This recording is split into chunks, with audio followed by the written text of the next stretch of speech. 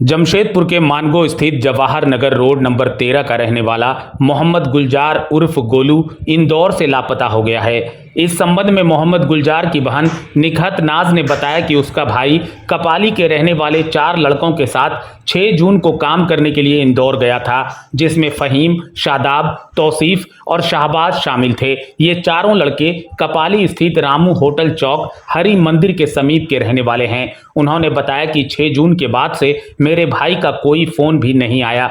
अचानक 1 तारीख को गुलजार का दोस्त बंटी मेरे घर आया और उसने बताया कि गुलजार इंदौर से लापता है, उसका कहीं कुछ पता नहीं चल रहा। इसके बाद घर वाले परेशान हो गए।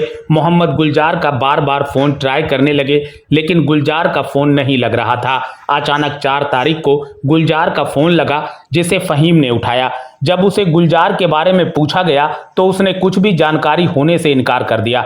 उसने बताया कि वह इंदौर से गाड़ी में बैठ रहा है, जबकि निखत नाज का कहना है कि उसने कपाली में जाकर पता किया तो पता चला कि वह 1 हफ्ता पहले ही घर आ चुका है। पूछे जाने पर फहीम ने कहा कि वह अभी कोलकाता से आ रहा है। फहीम बोला कि आप अपना एड्रेस बताइए, हम मोहम्मद गुलजार का मोबाइल फ़ोन और सामान आपके घर पहुंचाना चाहते हैं। लेकिन मोहम्मद गुलजार के घर वालों ने सामान लेने से साफ इनकार कर दिया। उन लोगों का कहना था कि पहले मेरे भाई के साथ क्या हुआ इसके बारे में बताओ। इसके बाद घर वाले थाना पहुंचे, जहां थाना में इनकी शिकायत को नहीं सुना गया। जिसके बाद मोहम्मद गुलजार के परिवार वाले एसपी ऑफिस पहुंचे और एसपी से अपने भाई को ढूंढने की गुहार लगाई। वहीं फहीम का कहना है कि खाना खाकर मोहम्मद गुलजार बाहर टहल रहा था।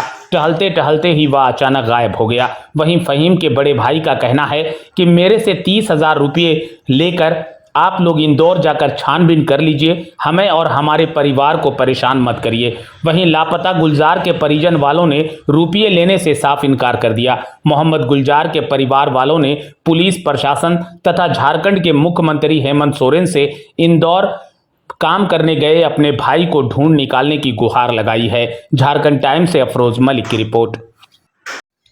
क्या मामला है पूरा बताइए तो। मेरा नाम निखत नाज है। हम जवाहर नगर रोड नंबर 13 के रहने वाले हैं, नियर ताबा मस्जिद। मेरा भाई, उसका नाम मोहम्मद गुलजार आलम उर्फ भोलू है। वो कपाली का 4 लड़का का साथ, फहीम, सदाब और तौसीफ और शहबाज शामिल, उन लोगों के साथ में काम करने इंदौर गया था 6 जून को। 6 जून को गया था, 6 जून 2023 को। उसका बाद से उसका घर में कोई फ़ोन वोन नहीं आया, कुछ पता नहीं उसका बारे में। 1 तारीख को हम लोगों को बंटी आके बोला, कोई लड़का, उसका दोस्त है, बंटी नाम है उसका, वो आके बताया कि भोलू कहाँ है। तो हम लोग बोले कि भोलू तो काम में गया हुआ है, शायद छुट्टी नहीं मिला इसलिए नहीं आया। तो बोला कि नहीं, वो काम में नहीं है, वो वहाँ से लापता है, उसके बारे में कुछ पता होता नहीं है, कुछ पता नहीं है। फिर हम लोग लगातार उसका फ़ोन ट्राई करते रहे, उसका फ़ोन नहीं लगा। फिर 4 तारीख को उसका फ़ोन लगा तो फ़ोन फहीम उठाया। जब फहीम से हम पूछे कि मेरा भाई कहाँ है, तो पहले फ़ोन नहीं उठाया, 4 मैसेज किए उसको, उसका कुछ भी होगा, उसका जिम्मेदार तुम है। तो फ़ोन उठाया, उठाने के बाद में बोलता है कि आप हमको ऐसे क्यों बोल रहे हैं। तो हम बोले तुम कहाँ हैं, तो बोलता हम अभी इंदौर से गाड़ी बैठ रहे हैं। जब हम लोग जाके फिर 14 नंबर में पता किए तो मालूम चला कि फहीम 1 हफ्ता पहले ही आज़ाद बस्ती आ गया है। 14 नंबर मतलब अपना घर कपाली हरि मंदिर में आके रह रहा है वो, और घूम फिर कर रहा है। उसके बाद में फिर फहीम को दोबारा फ़ोन करके पूछे कि तुम तो यहाँ 1 हफ्ता पहले ही आ गया है, तुम झूठ क्यों बोल रहा। तो बोलता है कि हम अभी कलकत्ता से आ रहे हैं, हम 12 बजे रात को यहाँ रेलवे स्टेशन में उतरेंगे। फिर थोड़ा देर के बाद 9:30 बजे फ़ोन करके बोलता है आप अपना घर का एड्रेस बताइए, हम आपका घर आ रहे हैं भोलू का सामान देने के लिए। फिर 9:30 बजे वो आया, लेकिन अकेले नहीं आया, कम से कम 8-10 आदमी का साथ में आया। हम लोग घर में सिर्फ माँ बेटी अकेले थे।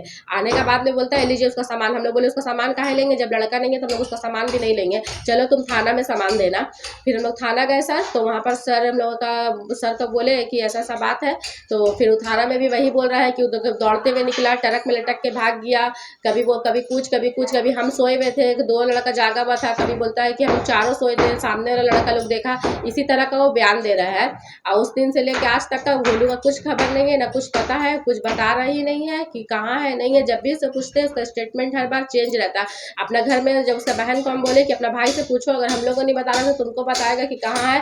तो उसका बहन को वो बोलता है कि खाना खा के बाहर टहल रहा था, टहलते टहलते वो गायब हो गया। तो उसका बहन हमको बोलती है कि लोग नरभसा के ऐसा बोल रहा है, वो खाना खा के बाहर टहल रहा था, टहलते टहलते ही गायब हो गया। हमेशा उसका बयान चेंज रहता है सर, थाना में कुछ बोलता, हम लोग कुछ बोलता, उधर कुछ बोलता है। और अभी तक का कुछ भी नहीं पता कि कहाँ है नहीं है, किस हाल में है, हम लोग कुछ नहीं जानते। इंदौर गया था। कपाली हरि मंदिर का रहने वाला है चारों। रामू चौक। रामू जब हम लोगों से गहराई से पूछताछ किए, 14 नंबर का भी एक दो आदमी को लेकर उन लोग से पूछताछ किए कि जो लोग को जानने वाला है शायद उन लोग को बता दे। तो उसका एक भाई है, रब्बानी नाम है, वो बोलता है कि आप लोगों में हम लोग का जान छोड़िए, 20-30 हज़ार रुपये ले लीजिए, खुद से जाके इंक्वायरी कीजिए कि कहाँ है। नहीं, इतना बड़ा शहर इंदौर हम लोग कहाँ जाके खोजेंगे। सिर्फ 2 माँ बेटी हम लोग रहते हैं घर में, और मेरा छोटा भाई है एक, तो वो भी काम करता है। सर काम नहीं करेगा तो मेरी मम्मी का घर कैसे चलेगा। तो इसकी सूचना आपने पुलिस को दी है? हाँ, इसका सूचना हम लोग पुलिस को दिए।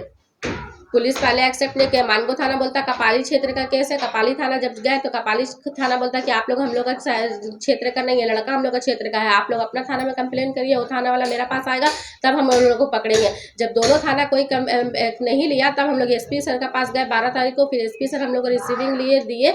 जब थाना में फिर आया तो फिर भी थाना वाला कुछ कार्रवाई नहीं कर रहा था। फिर हम लोग दोबारा से वहाँ जाके पता किए तो फिर सर बोले कि नहीं, यहाँ से तो केस चल गया है। तो 19 तारीख का दिन फिर थाना वाला एक्शन लिया। तो इन लोग से पूछताछ अभी कर ही रहा है। हाँ, एसपी सर का पास से मानगो थाना में 13 तारीख को कागज आ गया था। फिर 19 तारीख को हम लोग जांच किए तो पता चला कि कागज आ गया है, लेकिन कुछ अभी तक का सर जांच कर ही रहे हैं। 19 तारीख से लेकर SIO सर भी हम लोग का बयान लिए हैं। हम लोग उसमें भी यही बात बताए हैं कि 4 लड़का का साथ में गया था, 5 लड़का गया था, 4 लड़का आ गया है, मेरा भाई सिर्फ नहीं आया। अभी तक का जाँच चल रहा, लेकिन कुछ नतीजा सामने नहीं आया। पता है हम लोग को सर 1 तारीख का दिन दोपहर का 3 बजे उसका एक दोस्त है बंटी, वो आके बताया कि भोलू कहाँ है। तो हम लोग बोले हम लोग को नहीं पता। तो बोला कि आप लोग को कुछ नहीं पता। हम लोग बोले नहीं, तो काम से नहीं आया इस बार पर्व में। तो बोला कि भोलू वहाँ से भाग गया है कहीं। तो हम लोग तुमको कैसे पता कि वो भाग गया। तो बोलता हम उसका नंबर पे फ़ोन किए थे। तो फ़हीम फ़ोन उठाया। फ़हीम बोला कि वो सिर्फ शॉर्ट पैंट, हाफ चड्डा और एक गंजी और एक गमछा लिया हुआ था, दौड़ लगा के कोई ट्रक में लटक के भाग गया। बोलता हमको भी यकीन नहीं हो रहा बात। हम सोचे आप लोग को नहीं पता होगा। 14 नंबर में भी भोलू से मुलाकात नहीं हुआ, तो इसलिए हम घर आके खबर दे रहे। तब हम लोग को पता चला कि ऐसा ऐसा हादसा हो गया है। मेरा झारखंड पुलिस से और हेमंत सोरेन जी से दरख्वास्त है कि मेरा भाई मेरा अम्मी का सहारा था। मेरा 2 भाई है, मेरा अम्मी का रो के बहुत बुरा हाल है। आप लोग से अनुरोध है कि मेरा भाई को खोजने में हम लोग का सहायता करें, हम लोग का मदद करें। सर हमको संदेह है कि ये लोग चारों लड़का मिलके मेरा भाई के साथ में कुछ ना कुछ हादसा कर दिया है।